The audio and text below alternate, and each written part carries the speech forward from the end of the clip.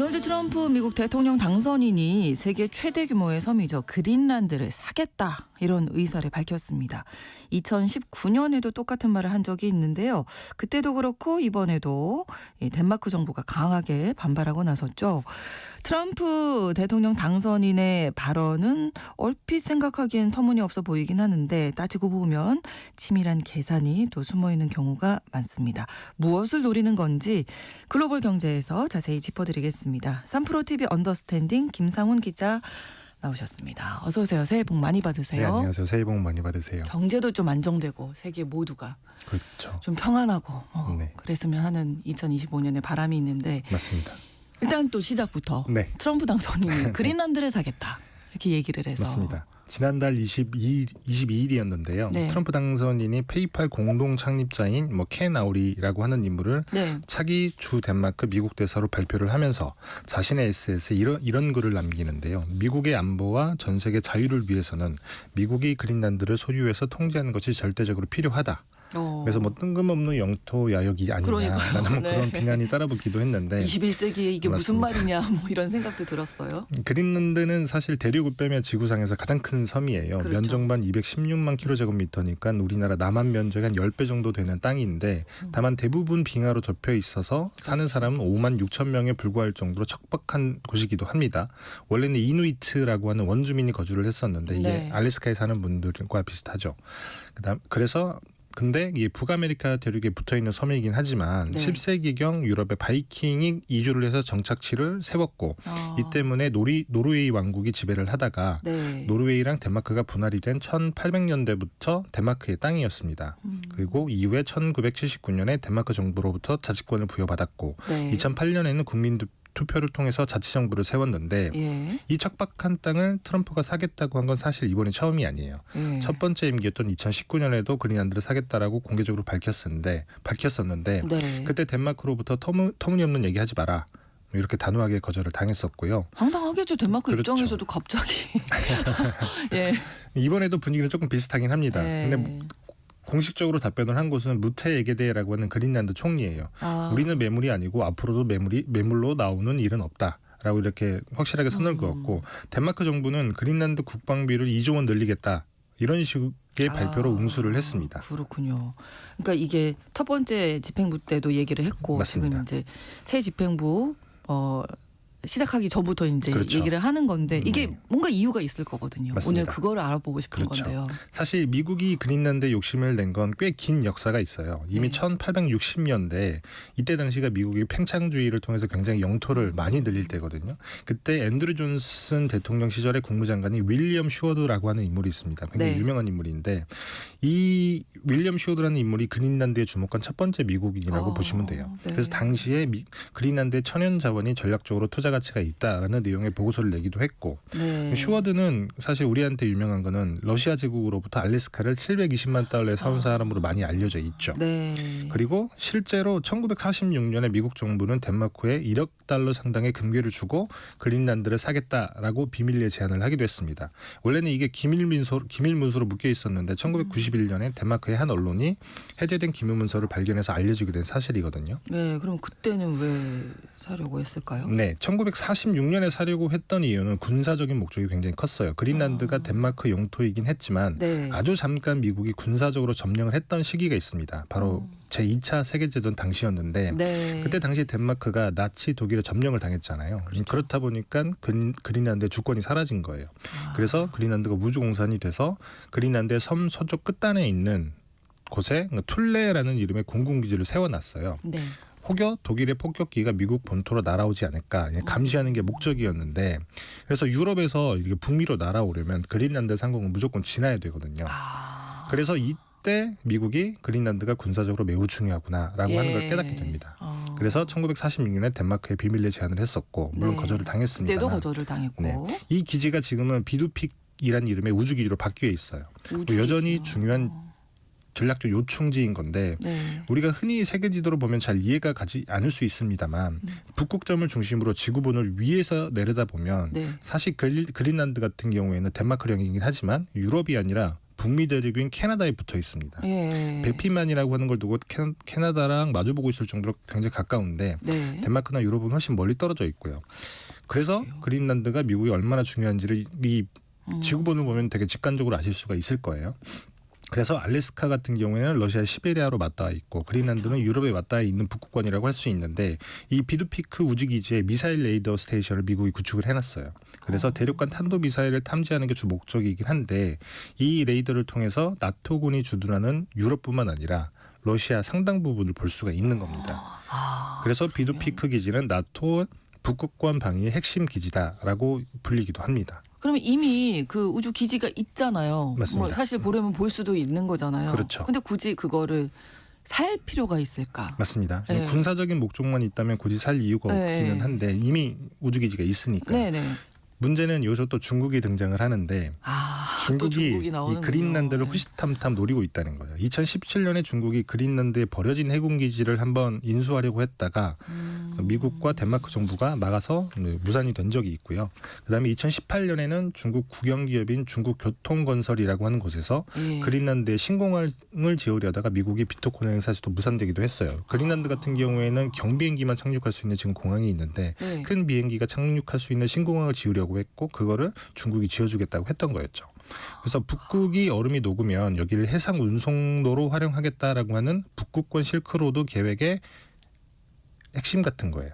중국 입장에서는. 그래서 중국이 호시탐탐 노리는 건데 네. 여기에 더해서 우라늄, 그다음에 히토리오, 철광석 같은 풍부한 천연 자원이 많이 있어서 중국이 계속 그 그린란드에 그것도 문을 두드리고 그래도 있습니다. 욕심 나겠죠. 맞습니다. 예. 뭐 다행이라면 다행인 게 그린란드 같은 경우에는 어업이 주력이다 보니까 네. 주민들이 환경 문제에 굉장히 민감해요. 그렇죠. 그래서 광산 개발이 쉽지가 않아서 번번이 무산됐는데 그럼에도 중국 같은 경우에는 이 그린란드를 포기하지 않을 테고 그다음에 또 재밌는 게 그린란드가 어업이 주력 산업이라고 말씀을 드렸잖아요. 근데 어업 산수물을 가장 많이 사가는 나라 중에 하나가 또 중국이기도 해요.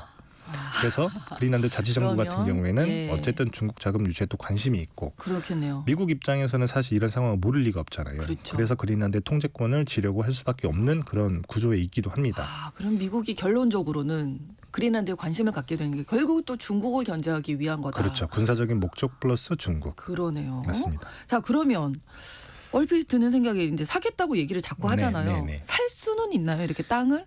이게 다른 나라의 땅인데? 그렇죠. 뭐 사기가 쉽진 않은데 네. 근데 미국 역사를 먼저 아실 필요가 있는 게 네. 사실 미국이 원래는 지금처럼 큰 나라는 아니었어요. 1783년에 어쨌든 영국과의 전쟁에서 이겨서 독립을 할 때는 네. 13개 주로 출발을 했죠. 지금은 50개 주잖아요. 그렇죠. 그래서 이제 지도를 보시면 아시겠지만 미시시피강 동쪽에서부터 대서양까지 이어지는 영토 정도가 당시의 미국 땅이었습니다. 지금 미국의 영토랑 비교를 하게 되면 3분의 1 정도밖에 안 되는데 그리고 난 다음에 차츰차츰 이제 영토를 늘려나가는데 1803년에 프랑스로부터 미시시피강 서쪽에 있는 루이지애나라고 하는 지역을 1,500만 달러에 삽니다. 네. 이게 미국의 첫 영토 확장이거든요. 지금의 루이지애나는 텍사스 옆에 멕시코만에 붙어 있는 뭐 그렇게 크지 않은 작은 주인데 당시의 루이지애나라고 하는 지역은 캐나다 접경인 북서부의 몬타나, 그다음에 노스다코타, 그다음에 미네소타주에서 시작을 해서 중부의 네브라스카, 캔사스, 아이오와, 오클라호마, 미주리, 아칸소, 지금 멕시코만에 있는 루이지애나까지 10개가 넘는 주를 아우르는 굉장히 방대한 땅이었어요. 그랬군요. 그래서 나폴레옹 보나파르트의 프랑스가 원래는 스페인으로부터 땅을 사서 군대를 주둔시켜 놨었는데 네네. 결국은 여기를 그 프랑스용으로 둔 걸 포기를 하고 미국에 판 겁니다. 그래서 미국에서는 미국 역사상 가장 위대한 부동산 거래를 이 루이지애나 지역을 산 걸 꼽더라고요. 그렇겠네요. 네네. 맞습니다. 그리고 이게 끝이 아니고 1919년에는 스페인에게 플로리다를 가져갔고요. 네. 1836년에는 멕시코에서 독립한 텍사스를 합병을 했고 1848년에는 멕시코와 전쟁에서 승리한 뒤에 지금의 캘리포니아, 그다음에 네바다, 아리조나, 뉴멕시코주 등을 손에 쥐게 되는데 네. 그리고 난 다음에 1867년에는 또 러시아 제국으로부터 알래스카를 사들였고요. 알래스카까지. 그리고 1989년에 스페인과 전쟁에서 이긴 뒤에는 우리가 잘 알고 있는 괌이나 푸에르토리코, 그다음에 필리핀, 하와이를 복속시키는데 이 중에 필리핀 같은 경우는 제2차 세계대전 때 독립을 했고 그렇죠. 그다음에 하와이 같은 경우는 1959년에 미국의 50번째 주가 된 거예요. 여튼 그래서 1800년대를 미국의 팽창주의 시대라고 부르는 건데 미국이 사실 다른 나라의 영토를 사는 거는 그렇게 뭐 낯선 일은 아니라는 거죠. 거네요. 근데 이게 과거잖아요. 맞습니다. 19세기 뭐 이럴 때잖아요. 그렇죠. 그때는 이제 전쟁을 하면서 이겨서 맞습니다. 이렇게 샀다. 볼 수 있는데 지금은 그런 상황도 아니잖아요. 꼭 그렇지도 않은 게 알래스카를 사들인 건 사실 전쟁과 상관없이 러시아 제국에서 산 거기도 하고 또 다른 예가 카리브해에 미국령 버진 아일랜드라는 곳이 있어요. 네. 미국령 푸에르토리코 바로 옆에 있는 곳인데 원래 버진 아일랜드는 재밌게도 덴마크의 식민지였습니다. 여기도요? 맞습니다. 그래서 원래 이름은 덴마크령 서인도 제도였는데 네. 근데 덴마크 입장에서는 이게 너무 멀어서 멀죠. 관리가 되게 힘들었던 거예요. 네, 그래서 네. 이 섬을 미국에 팔게 되는데 사실 알래스카를 사들이고 그린란드에 눈독을 들였던 앤드류 존슨 정부의 국무장관 윌리엄 슈워드가 네. 1867년에 사실 계약서에 도장을 찍습니다.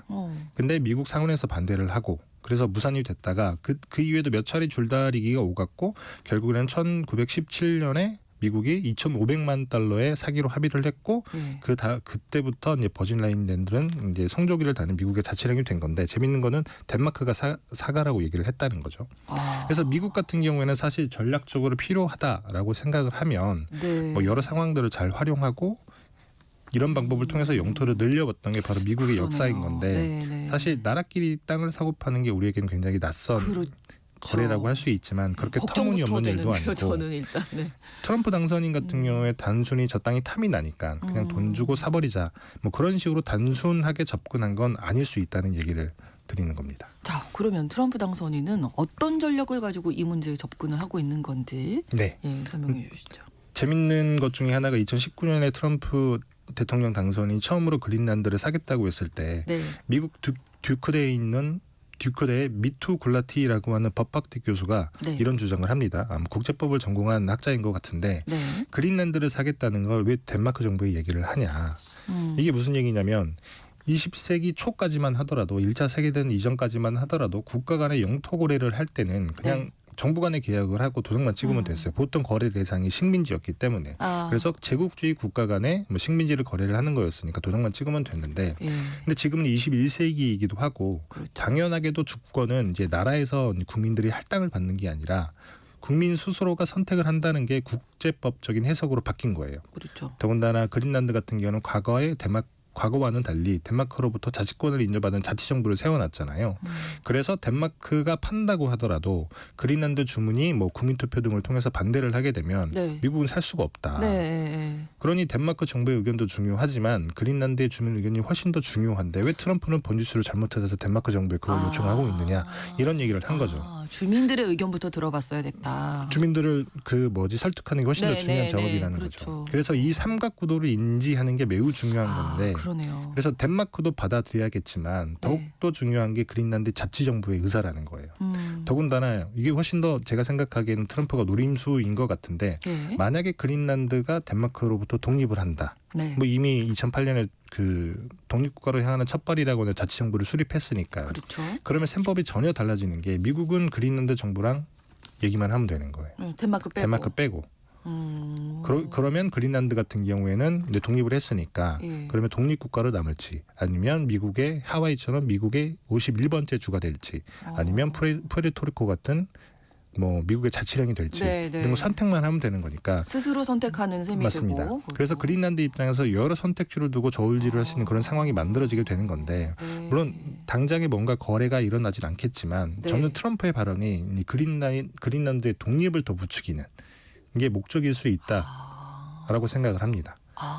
독립을 하게 되면 사실 그린란드는 말씀드렸던 것처럼 큰 땅이긴 하지만 5만 6천 명밖에 없고 그렇다 보니까 여러 산업이 많이 있지도 않고 또 척박한 땅이잖아요. 그렇죠. 그렇다라고 하면 누군가의 안보 우산이나 이런 것들이 필요한데 지금은 덴마크가 하고 있기는 하지만 그린란드 주민 입장에서는 뭐 가까운 캐나다 혹은 미국을 두고 저울질을 할 수 있다는 거예요. 그래서 뭐 최대한 몸값을 높여서 독립국가로 남거나 아니면 아까 말씀드렸다시피 뭐 미국의 51번째 주가 되거나 혹은 캐나다와 가깝게 지내거나. 다 알아보고. 그래서 사실 예.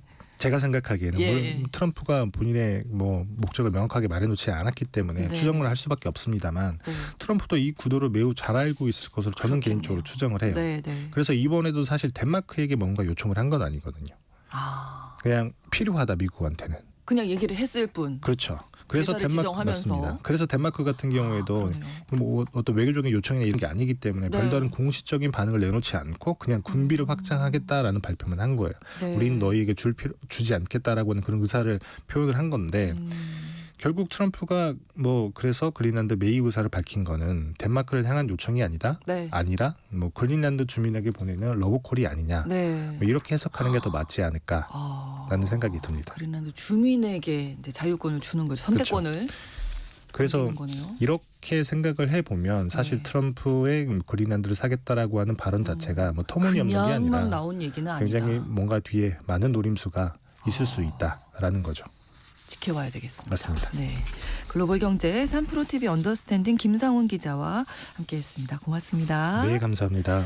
오늘 끝곡으로 제임스 블런트의 You Are Beautiful 전해드리고요. KBS 1라디오 신성원의 오늘 세계는 마치겠습니다. 내일 오전 11시 5분에 다시 뵙겠습니다. 고맙습니다.